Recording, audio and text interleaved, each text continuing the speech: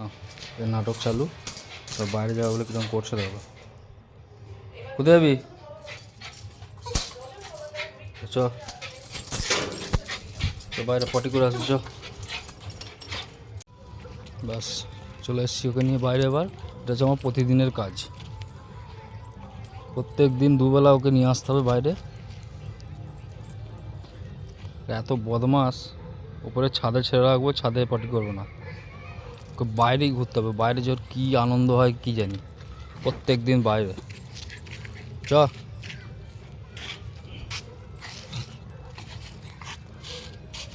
এতক্ষণ আমি মাল ফাল সব গুছিয়ে ভাবলাম একটু বসবো, তো উনি ওখান থেকে হাঁক দিচ্ছেন আমাকে নিয়ে যেতে হবে বাইরে।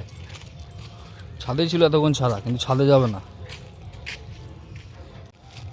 শখ করে নিয়ে এসেছিলাম, একদম ছোট্ট 26 দিন বয়স তখন নিয়ে এসেছিলাম, তো সেই থেকে মানে ভালোভাবেই লালন পালন করা হয়। কিন্তু তবুও এত বদমাশ হয়েছে বলার নয়। ও এক জায়গায় পেচ্ছাপ করা হবে না, চুরুপ চুরুপ করে একবার এখানে একবার ওখানে 10 জায়গায় পেচ্ছাপ করবে। জঙ্গল দিকে যাস না টমি, জঙ্গল দিকে যাস না বেটা, ওদিকে যেও না বেটা, এদিকে চলে এসো, এদিকে যেও না, চলে এসো এদিকে। এটা হচ্ছে আমাদের পাড়া, ওইখানে লাইট জ্বলছে, ওইটা কালকে সরস্বতী পুজো হয়েছিল, তারপর কালকে বিসর্জন ছিল কালকে, ওই জন্য ওখানে টুনি ফুনি সব লাগিয়েছে। ঠাকুর এসেছিলো ওখানে, কাল প্রায় রাত 12:30 1টা অবধি কালকে মাইক বেজেছে। কাল রাতে একটু ঘুম হয়নি, প্রায় 1:30 2টোর সময় যেই ঘুমটা এলো অমনি রাস্তার কুকুরগুলো এমন চিল্লাতে লাগলো বলার নয়। একদিকে মাইক বাজছে, যাক মাইক বাজলো, 1:30 2টোই শেষ হলো, আবার কুকুর চিল্লাতে আরম্ভ করলো রাস্তাতে, মনে হয় চোর মোড় এসেছিলো নাকি কী জানি।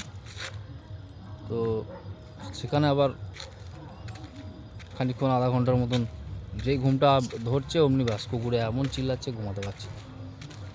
পাড়াতে সুখ নাই, দুপুরবেলায় খেয়ে একটু শোবো, সে আবার গরু চিল্লাবে, গরুতে ভ্যা ভ্যা করে এমন চিল্লাবে। এখানে বাড়ির পাশে এখানে একটা ছোটো পাড়া মাঠ আছে, এখানে গরুগুলো সবাই বাঁধে, ব্যাস ওইখানে গরুগুলো বাঁধবে আর এমন চিল্লাবে, ওখানে দুপুরেও ঘুমাতে পারবো না, খুব মানে অসুবিধা। কর, আমি বাড়ি যাবো, একটু বসবো, তাড়াতাড়ি নে টমি, তাড়াতাড়ি নে টমি।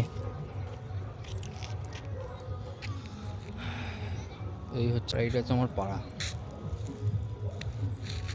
সামনে চওড়া রাস্তা বিশাল।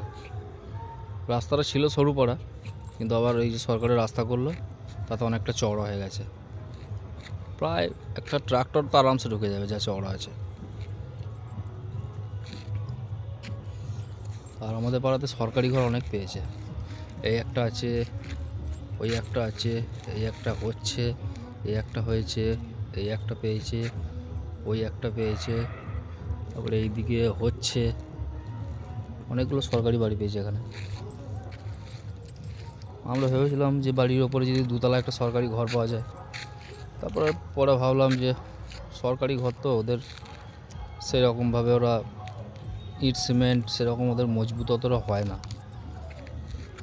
সেই পরিপ্রেক্ষিতে সরকারি ঘর আর নিলাম না, আর পাবোও না, যেহেতু আমার ঘর আছে। জায়গা দেখে দেবে কিন্তু ঘর দেখে দেবে না, এই একটা সমস্যা। তোর কতবার লাগবে রে? হ্যাঁ তাদের পরিটা করে না। ছাদে এত বড় জায়গা, এই ছাদটা এত বড় জায়গা আমার ছাদে, তো ওখানে ওর পটি করা হবে না, ওর এই মাঠেতেই পটি করতে হবে। চল হয়েছে, এবার চল, হয়েছে তো। এবার চুপ করে এখানে বসবি, বদমাইশি করবি না একদম। জল এনে দিচ্ছি বাটি করে, জল খাবি আর এখানে ছবি চুপ করে। হ্যাঁ চুপ করে বসো, চুপ করে বসো। চলা টমু, আমার টমু সোনাটা, টমটমার টুমটা, হ্যালো বলে দাও সবাইকে, হ্যালো বলে দাও, হ্যালো হ্যালো। আমার বেটা, তোমার বেটা। এবার যাই, হাত পা ধোবো, একটু বসবো। এতক্ষণে সব কিছু কাজ কমপ্লিট হলো, আমার কুকুরটাকে পটি ফটি করিয়ে নিয়ে চলে এলাম, এবার একটু বসবো। প্রত্যেকদিন বাইরেই করে, ও ছাদে ওকে বলি ও করতে, ছাদেও ছাড়া থাকে, ছাদে কিন্তু করে না, কোনো রকমে মানে যদি কোনো দিন মন হয় তো করবে, নাহলে করবে না। যাই হোক, এবার সারাদিন পরিশ্রম করে আর ভালো লাগে, সেই 6টায় উঠেছে আর ভালো লাগছে না। এমনিতেই কাল রাতে সেরকমভাবে ঘুম হয়নি, আছে তাড়াতাড়ি খেলে শুয়ে পড়বো। আর একদিন দেখাবো ভিডিও, সেদিন দেখাবো আমার ভাগ্নি কত সুন্দর হাতের কাজ করে। ও মানে এত সুন্দর ওর হাতের মানে আঁকে, প্লাস যেগুলো এক্সিবিশন যেগুলো হয় সেগুলো তৈরি করে। যেমন এই যে এই একটা বানিয়েছে, এইটা কত সুন্দর বানিয়েছে দেখুন। এরকমও প্রচুর কিছু বানিয়েছে, সেটা একদিন দেখাবো আমার ছোটো বড় একটা ব্লগে। তো আজকের ব্লগটা ছোটো বড়াই করলাম, এখানেই শেষ করছি ব্লগটা। সবাই ভালো থাকবেন, গুড নাইট।